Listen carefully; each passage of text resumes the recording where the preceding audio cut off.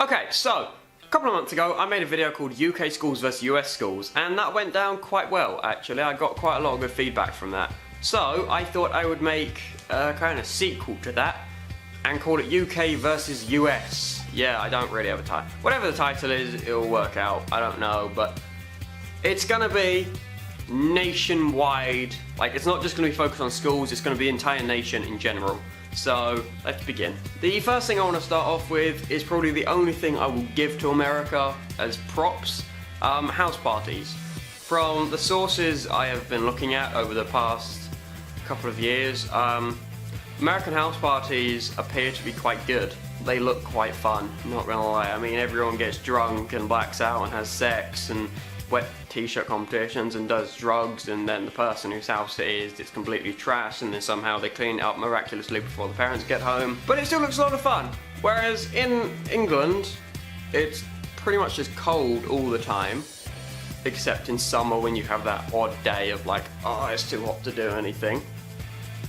If you have drugs, you just look like an idiot, and then you're taken in by the police and then put in a cell, and then you don't look very cool in the morning. If you attempt to have a wet t-shirt competition with someone who is unknowingly part of that wet t-shirt competition, you're not cool, you're a pervert.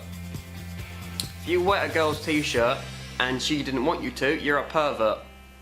Don't do it. But in America, it's classed as really cool and awesome, and I really, honestly, it doesn't affect me that much. I don't go to too many parties, but oh well. I can have my dreams. Right, the next one is football. Americans, no.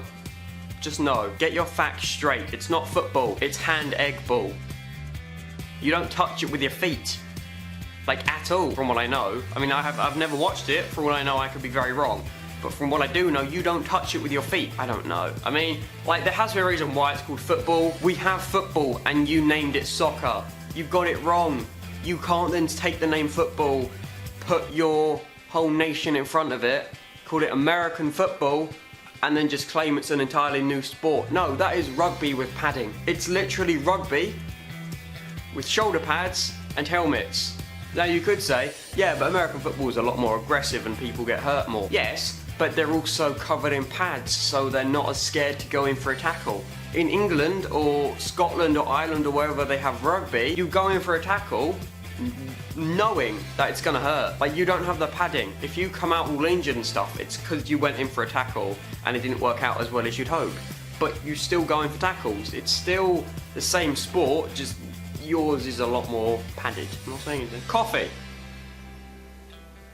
Where do you put it all? Because in every TV show or film I see that's set in America, there is literally a new cup of coffee in that person's hand every 5 minutes. How do you still seem very tired at the end of the day after having like 12 cups of coffee? That doesn't add up.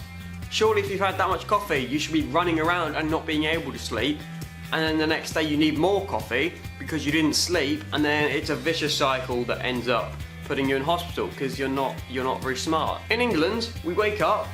If we really want to sort of wake up and not have the energy of a bloody hyena for the rest of the day, we make ourselves a cup of tea. Yes, believe it or not, we drink tea in England. Who'd have guessed it? We drink tea. And for all of you who think, tea, no, coffee's way better, try tea, it's incredible. You don't know what you're missing. And also it means that we're not as hyperactive for the rest of the day. It means we get on, we focus, and we're not just running around wanting more coffee. Right, this next one is something I didn't witness personally, but from about 5 different accounts of first-person perspective, I've pretty much put together the story. A couple of years ago with my old school, they put together a drama tour which went to New York, and they would go around perform in different schools, and they were able to sit in on an English class, or whatever it is over there, like a literacy class. They walked in, and one of the students went, "Oh hey, are you here to learn American?" And one of my mates went, "What are you on about?" "Yeah, we're learning American at the minute. Do you wanna join in?" Just saying, this is a really poor accent. I really apologise, but please just, yeah. Do you wanna join in? You're not learning American, you're learning English. No, we're learning American. The teacher then looks at them with the disappointment of someone who's just watched their child murder someone and replies, "No, we're learning English. This is an English classroom. I don't know why I sound like I'm from Southern America, but yeah." So pretty much, if you're in America and you think you speak American, no, you speak English. Get it right. It's not American. American isn't a language that exists.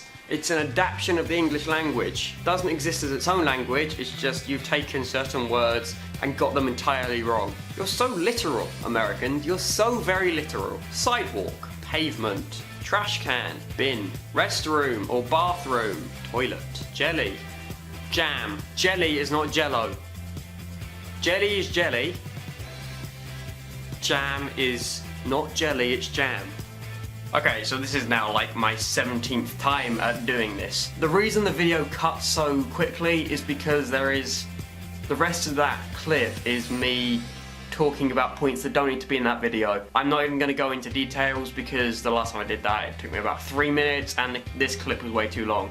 But all you need to know is they're not going to be in the video because I wasn't happy with them. They didn't make any sense being left in the video.